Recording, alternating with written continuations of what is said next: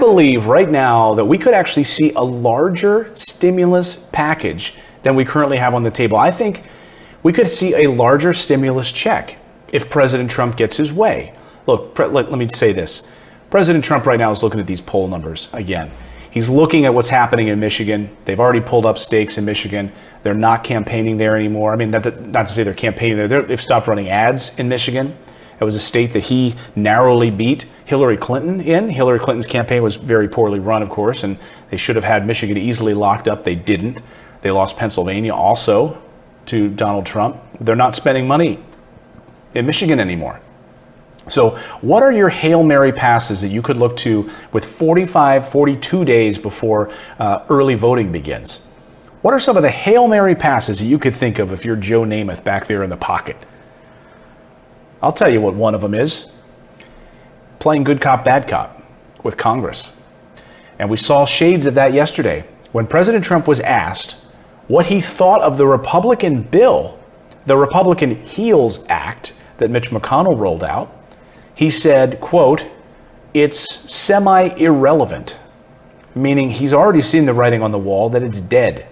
He thinks that it's not enough. When this reporter in Texas yesterday asked President Trump, is $1,200 enough money? Here is how the president responded to that question. Listen. So are you happy with the coronavirus relief package right now that the Republicans are bringing to the table? So we're working on that right now, Katie. It's being worked on very hard, and I think probably we're going to have something that's going to be very good over the next week or so.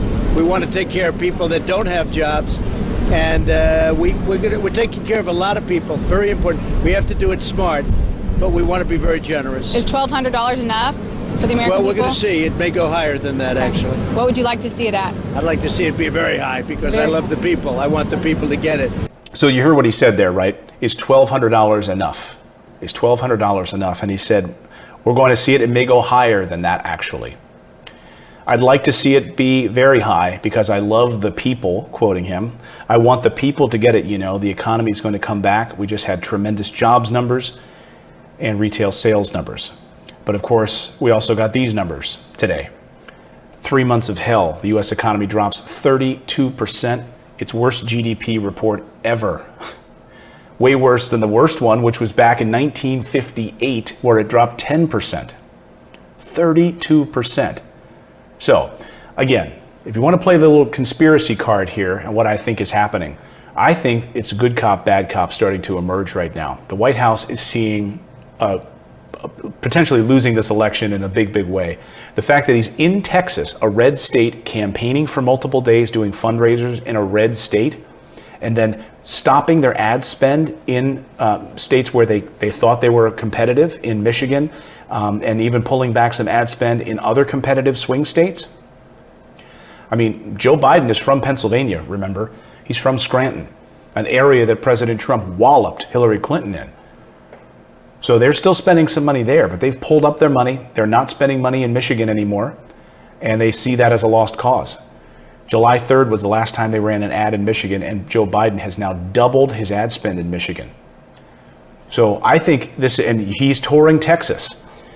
I think this is a Hail Mary pass, and if he pulls this off, it could be a miracle. Now, what he'll have to do is convince Republicans to go along with it. And Republicans do not want to spend that money. There are over 20 Republicans right now in the Republican caucus who do not want to spend that money. They are totally against any additional spending. Mitch McConnell talked about this. Judy Woodruff asked him that question. She said, in our reporting, over 20 members of your Republican caucus do not support any bill. They don't want any additional spending. So if President Trump is holding out hope that he can then strong-arm Republicans and say, hey, you guys have dithered here. Your bill is now semi-irrelevant. That's what he called it. The Democratic bill is too large. He's described their HEROES Act as too large. And then he's going to be the guy on the horse that rides in with that Hail Mary pass. Forgive the mixed metaphors.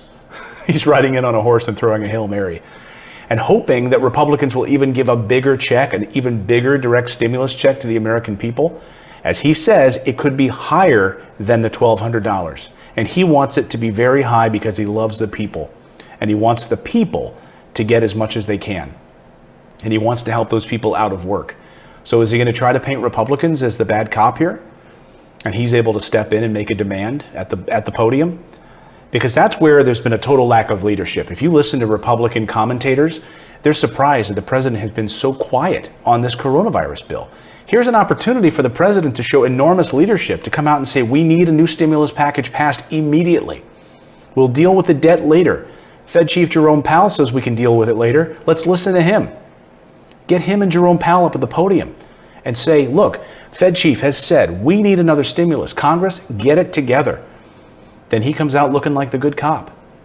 But when you asked Judy Woodruff when she asked Mitch McConnell this question about the stimulus package and whether or not Republicans would support it in his caucus, and that over 20 of them right now don't support it and they don't have the money to do it, here's what he had to say about it. Well, speaking of a more narrow basis, our Lisa Desjardins reported that something like 20 members of your Republican caucus have problems with the proposal, the larger Republican proposal that you outlined the other day. Given that, are you seriously looking at some sort of slim down short-term deal here? Well, we're looking at all options. Of course, the Secretary Mnuchin and Chief of Staff Mark Meadows are doing the negotiating with the Democrats. But you're right, Judy. About 20 of my members think that we've already done enough. They're deeply concerned. And it's understandable about the size of our national debt now, which is as big as our economy for the first time since World War II. And so I do have a reasonable number of members who don't think we ought to do another package. That's not my view, and it's not the majority of our conference view, nor is it the view of the president. We have divided government, so we have to sit down with the Democrats and work out something, and hopefully we'll begin to do that before the end of the week. By the end of the week. So today is Thursday, the 30th of July.